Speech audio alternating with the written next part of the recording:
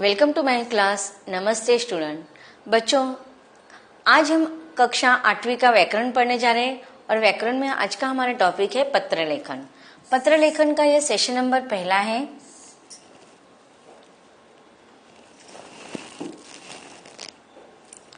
सबसे पहले हम देखते हैं कि क्या किसे कहते हैं हम पत्र लेखन का क्या उपयोग होते हैं। जैसे कि इसके पहले कक्षाओं में आपने ये टॉपिक पढ़ा है, लेटर राइटिंग। लेटर के बहुत सारे नमूने होते हैं, उसको मैं आगे आपको दिखाऊंगी भी। लेकिन पत्र लिखने के पीछे क्या प्रयोजन होते हैं, किस प्रकार लिखे जाते हैं, ये सारी बातें आज हम इस सेशन में पढ़ने वाले हैं। पत्र एक दूसरे को संदेश पहुंचाने का माध्यम है। देखो, पत्र का हेतु क्या होता है कि एक दूसरे को मैसेज देना, संदेश पहुंचाना। इनके द्वारा घर परिवार के समाचार, अपने मन के भाव और विचार आदि प्रकट किए जाते हैं। देखिए, जब पत्र हम कब लिखते हैं, जब हमारे घर के सदस्य, हमारे दोस्त, प्रिय व्यक्ति हमसे दूर जाते हैं। अब इसके बहुत सारे कारण हो सकते हैं। कभी कभी पढ़ाई के वजह से, एजुकेशन के वजह से हम दूसरे स्थान पर जाते हैं, या फिर काम के वजह से, नौकरी करने के हेतु से भी हम अपने परिवार के लोगों से दूर जाते हैं। तो ऐसे समय पर हम क्या करते हैं, पत्र भेजकर एक दूसरे के समाचार पूछते रहते हैं। फिर अपने मन के भावों को, विचारों को भी हम पत्र के माध्यम से लिखकर हमारे प्रिय व्यक्तियों को भेज सकते हैं। मित्रों, संबंधियों, संपादकों, सरकारी अधिकारियों आदि को पत्र लिखे जाते हैं। जिस प्रकार हम हमारे रिश्तेदारों को, सगे संबंधियों को, दोस्तों को पत्र लिखते हैं, उसी प्रकार हम सरकारी अधिकारियों, संपादकों को भी एक विशेष हेतु से या उद्देश्य से पत्र लिखते हैं। पत्र लिखना एक कला है। अब इसमें देखो, एक विशेष प्रकार की भाषा का, शब्दों का प्रयोग किया जाता है। हम चाहे जैसी बोलचाल की भाषा होती है वैसे पत्र में नहीं लिख सकते, इसीलिए एक विशेष रूप से शब्दों का और भाषावली का प्रयोग किया जाता है। इसलिए हम कह सकते हैं कि पत्र लिखना यह एक कला है। अब देखते हैं पत्र के तरह तरह के नमूने। इसके पहले अब देखिए, जैसे कि आधुनिकता का युग है, इसलिए हम अधिकतर मोबाइल, इंटरनेट का प्रयोग करते हैं। मेल के द्वारा हम एक दूसरे को संदेश भेजते रहते हैं। इसलिए इन पत्रों का जो प्रारूप यहाँ पर दिखाई दे गए वो बहुत कम इसका प्रचलन होता है। लेकिन जिस जमाने में कंप्यूटर और मोबाइल का युग नहीं था, वो आधुनिक साहित्य नहीं थे, तब अधिकतर लोग इसका ही प्रयोग करते थे। इसलिए देखो, हमारे घर में भी ढेर सारे पत्र के ऐसे प्रारूप दिखते। जब हमारे नाना नानी, दादा दादी जी के पास ऐसे बहुत सारे पत्र होते हैं। इसे कहा जाता है पोस्ट कार्ड, इसे कहा जाता है अंतर्देशीय पत्र, और इसे कहा जाता है लिफाफा अर्थात इन्वॉल्व। देखिए, यहाँ पर टिकट लगा हुआ होता है। फिर इसके बाद यहाँ पर देखिए एड्रेस लिखा जाता है। हम यहाँ पर भी दिखाई देता है, टिकट है, एड्रेस है। फिर बॉक्स दिखाई देता है। इस बॉक्स में हम क्या लिखते हैं, पिन नंबर।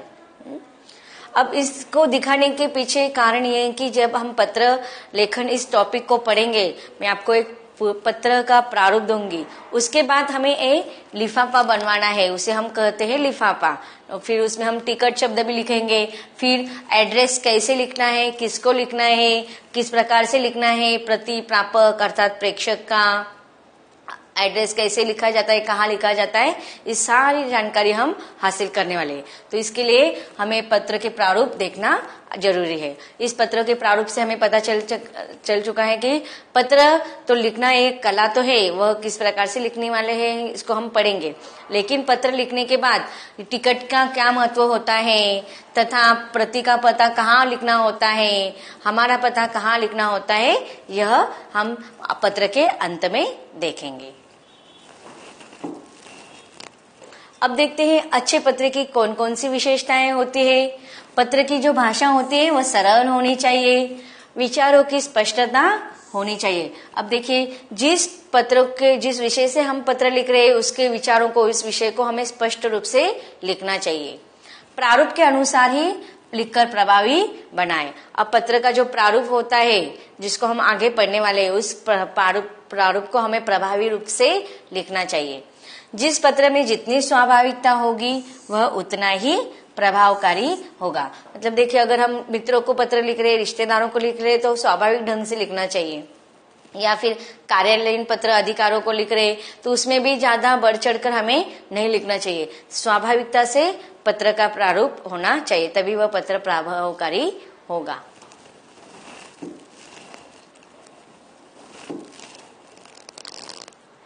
अब देखते हैं पत्र के प्रकार, टाइप्स ऑफ लेटर। पत्र के दो प्रकार होते हैं, एक होता है अनौपचारिक पत्र अर्थात इनफॉर्मल लेटर, और दूसरा होता है औपचारिक पत्र, अंग्रेजी में हम उसे कहेंगे फॉर्मल लेटर। तो इस प्रकार अनौपचारिक पत्र और औपचारिक पत्र, यह पत्र के दो प्रकार है। इन दोनों पत्रों के प्रकारों को हम विस्तार से आगे पढ़ेंगे। सबसे पहले देखते हैं कि अनौपचारिक पत्र किसे कहते हैं। अनौपचारिक पत्र को हम इंग्लिश में इनफॉर्मल लेटर कहते हैं। जिन व्यक्तियों के साथ व्यक्तिगत या पारिवारिक संबंध होते हैं उन्हें लिखे जाने वाले पत्र को हम अनौपचारिक पत्र कहते हैं।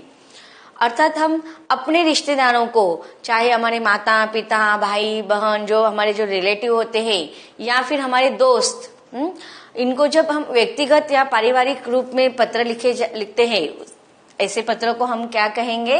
अनौपचारिक पत्र। अब अनौपचारिक पत्र के कौन कौन से अंग होते हैं उस पर हम थोड़ी चर्चा करते हैं। पत्र लिखते समय हमें इन सारी चीजों को ध्यान में रखकर ही पत्र को लिखना है। सबसे पहले अनौपचारिक पत्र लिखते समय हमें लिखना होता है पत्र भेजने वाले का लघु पता। लघु का अर्थ क्या होता है? छोटा या संक्षिप्त में। जो पत्र भेजता है उसे हमेशा अपना नाम और पता पिन कोड के साथ संक्षिप्त में लिखना चाहिए।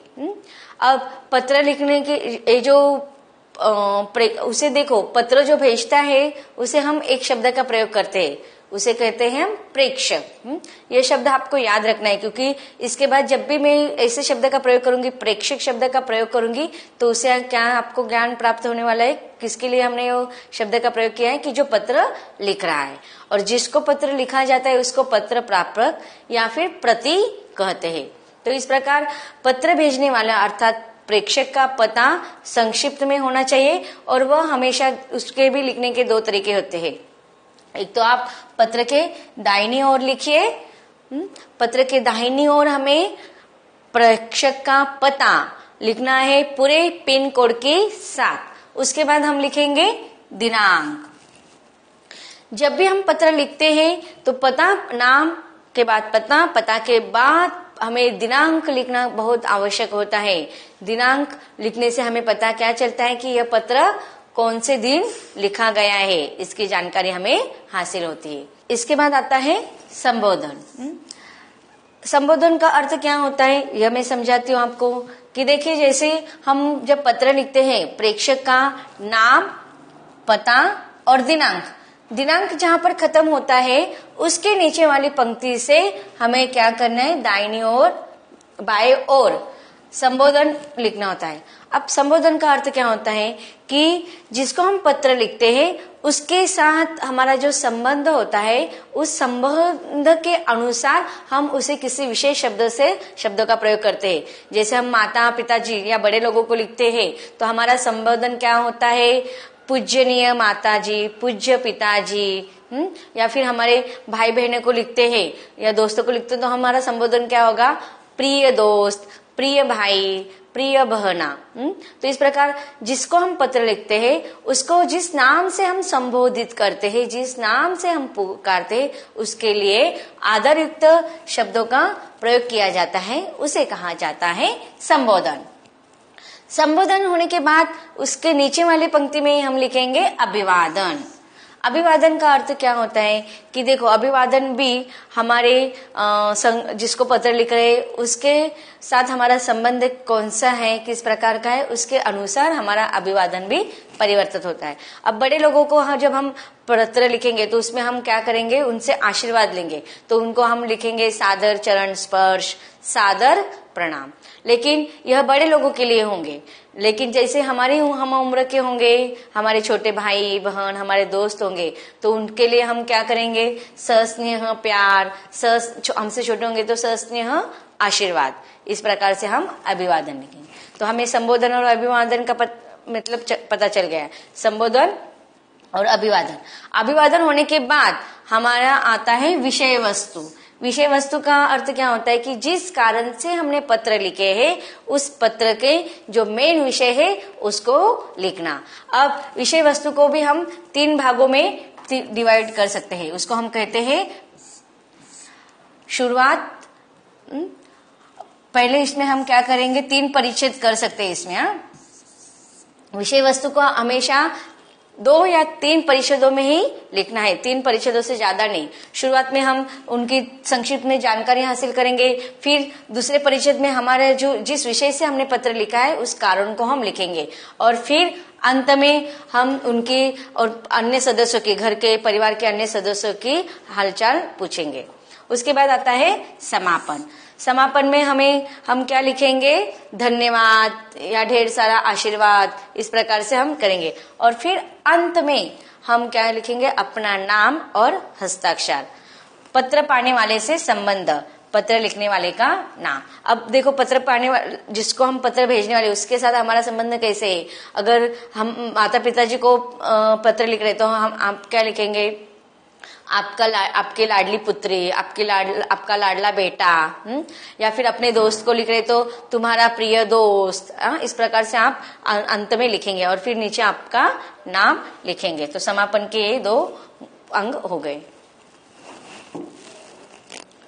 अब देखते हैं, अब इसके पहले हमने अनौपचारिक पत्र के बारे में पढ़ा। अब हम देखते हैं पत्र का जो दूसरा प्रकार है, औपचारिक पत्र, जिसे हम कहते हैं फॉर्मल लेटर। औपचारिक पत्र किसे कहते हैं वो देखते हैं। जिन व्यक्तियों के साथ व्यक्तिगत या पारिवारिक संबंध नहीं होते उन्हें लिखे जाने वाले पत्र को हम औपचारिक पत्र कहते हैं। अर्थात ऐसे लोगों को हम पत्र लिखते हैं जिसके साथ हमारा व्यक्तिगत कोई संबंध नहीं होता है या पारिवारिक कोई संबंध नहीं होते, नहीं वह हमारे जान पहचान के होते हैं, नहीं हमारे दोस्त होते या नहीं हमारे रिलेटिव होते। अर्थात ऐसे लोगों को पत्र लिखना जिनको हम जानते नहीं है, तो ऐसे पत्र लोगों को जब हम पत्र लिखे जाते हैं उसे कहते हैं औपचारिक पत्र। अब औपचारिक पत्र के भी बहुत सारे प्रकार होते हैं। देखते हैं कौन सा, जैसे आवेदन पत्र, कि जैसे हमारे स्कूल छूट गया है तो हम किसी प्रकार का सर्टिफिकेट चाहिए, तो स्कूल के प्रधानाध्यापक को या प्रिंसिपल को जो पत्र लिखा जाता है उसे कहते हैं आवेदन पत्र। या फिर शिकायत पत्र, संपादकीय पत्र। अब देखिए, ये जो सब कार्यालयीन पत्र है, इसे हम लोग सामने वाले व्यक्ति से हमारा किसी भी प्रकार का पारिवारिक संबंध नहीं होता, तो इस प्रकार के आवेदन पत्र, शिकायत पत्र, संपादकीय पत्र और भी आगे पत्र है, उसे हम कहेंगे औपचारिक पत्र। आगे भी उसके प्रकार है, पूछताछ संबंधी पत्र, सूचना आदि जानकारी देने हेतु पत्र, व्यावसायिक पत्र।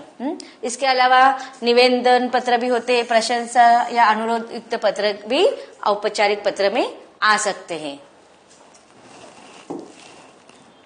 तो अब देखते हैं औपचारिक पत्र के अंग। इसके पहले हमने अनौपचारिक पत्र के अंग देखे थे, अब उसमें और इसमें क्या फर्क होता है यह हमें समझ में आ जाएगा। इसमें भी देखो हम क्या करेंगे, औपचारिक पत्र लिखते समय सबसे पहले प्रति का अर्थ क्या होता है, जो पत्र लिखता है उसका नाम, पता और दिनांक। फिर उसके बाद हम संबोधन इसमें नहीं लिखेंगे, इसमें हम क्या करेंगे, शुरुआत में जिसे पत्र लिख रहे हैं उसको सेवा में या उसके पद के अनुसार, उसका जो पद होगा उसके अनुसार संबोधन करके उसका पता लिखेंगे। उसके बाद आता है हमारा विषय। अब देखिए, अनौपचारिक पत्र में विषय नहीं लिखे जाते हैं, लेकिन औपचारिक पत्र में हमेशा विषय लिखे जाते हैं। उसके बाद आता है संबोधन। अब संबोधन में सिर्फ हम लिखेंगे माननीय या माननीय महोदय। उसके बाद देखो, हमने अनौपचारिक पत्र में लिखा था संबोधन के बाद अभिवादन, लेकिन औपचारिक पत्र में अभिवादन नहीं लिखा जाता। उसके बाद आता है विषय का विस्तार, अर्थात जिस विषय से संदर्भ में हम पत्र लिख रहे हैं उसे हम विस्तार में लिखेंगे। यहाँ पर भी हम 2 या 3 परिच्छेदों में ही लिखेंगे। उसके बाद धन्यवाद और हमारा हस्ताक्षर, अर्थात हम हमारा पूरा नाम और समाप्त करते समय धन्यवाद के बाद हम हमारा परिचय क्या देंगे, आपका कृपाभिलाषी, आपका विश्वासु या सिर्फ भवदीय, इस शब्द का प्रयोग करने के बाद हमारा हस्ताक्षर अर्थात हमारा नाम हम लिखेंगे। तो इस प्रकार औपचारिक पत्र के यह अंग हुए। यहाँ पर दिखा हुआ है संक्षिप्त में, पत्र प्रेषक का पता सबसे ऊपर, फिर तिथि पते के नीचे लिखते हैं।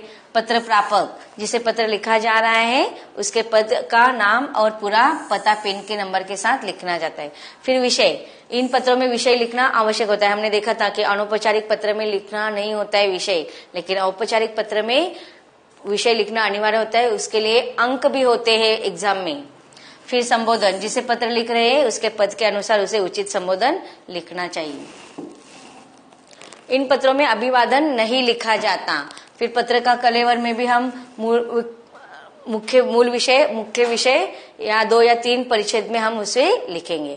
फिर पत्र की समाप्ति हमेशा धन्यवाद सहित लिखना चाहिए।